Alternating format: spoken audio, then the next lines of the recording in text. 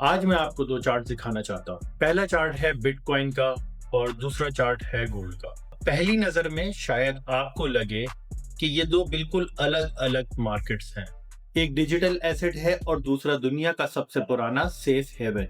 लेकिन जब इन चार्ट्स को गौर से देखते हैं तो एक हैरान कर देने वाली सिमिलैरिटी नजर आती है। दोनों मार्केट एक जैसी कहानी सुना रही हैं। दोनों ने एक स्ट्रॉन्ग मूव के बाद अपना मोमेंटम लूज किया। दोनों में बायर्स धीरे धीरे कमजोर होते गए और दोनों आखिरकार एक ऐसे सपोर्ट लेवल पर आकर खड़े हुए हैं जहां से मार्केट को फैसला करना है कि अगला बड़ा मूव किस तरफ होगा। अब बिटकॉइन को देखिए, सितंबर के हाईज के बाद मार्केट लगातार लोअर हाईज और लोअर लोज बना रही है। हर बाउंस ट्रेडर्स को उम्मीद देता है कि शायद ट्रेंड रिवर्स हो रहा है, लेकिन हर दफा सेलर्स वापस आ जाते हैं और मार्केट को फिर नीचे धकेल देते हैं।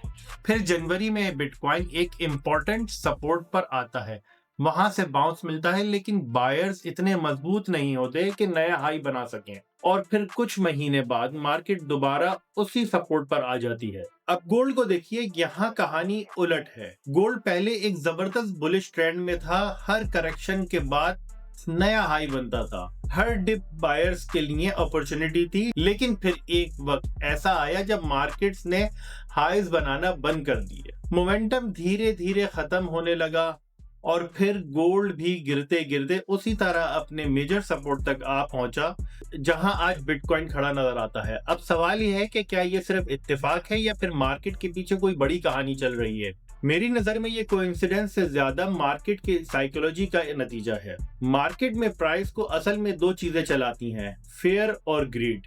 जब ग्रीड होती है तो लोग हर प्राइस पर खरीदते हैं और जब फेयर आ जाता है तो लोग हर बाउंस पर बेचना शुरू कर देते हैं। आज दोनों चार्ट्स में हमें फेयर और अनसर्टेनिटी का असर नजर आ रहा है। और सबसे इंटरेस्टिंग बात यह है कि दोनों चार्ट्स एक ही टेक्निकल प्रिंसिपल को फॉलो कर रहे हैं। टेक्निकल एनालिसिस का एक बहुत मशहूर रूल है, the more times a support is tested the weaker it becomes. सोचिए, अगर एक दरवाजे को, या दरवाजा छोड़ें, इस टेबल की एक मिसाल ले लेते हैं कि इस टेबल के ऊपर अगर मैं एक जगह पे एक दफा हिट करता हूं तो हो सकता है ये ना टूटे, लेकिन उसी जगह पर अगर बार बार हिट करूंगा तो बिल आखिरकार ये टूट जाएगी। सपोर्ट लेवल भी बिल्कुल इसी तरह काम करते हैं। बिटकॉइन ने सपोर्ट को बार बार टेस्ट किया, गोल्ड ने भी सपोर्ट को बार बार टेस्ट किया। यानी बायर्स डिफेंड कर रहे हैं, लेकिन उनकी ताकत हर टेस्ट के साथ कम होती जा रही है। इसलिए प्रोफेशनल ट्रेडर्स इस स्टेज को बहुत अहमियत देते हैं, क्योंकि यहाँ पर आमतौर पर दो चीजें होती हैं, या तो सपोर्ट टूट जाता है और फिर मार्केट में एग्रेसिव सेलिंग शुरू हो जाती है। इसीलिए प्रोफेशनल ट्रेडर्स इस स्टेज को बहुत अहमियत देते हैं, क्योंकि यहाँ से आमतौर पर दो चीजें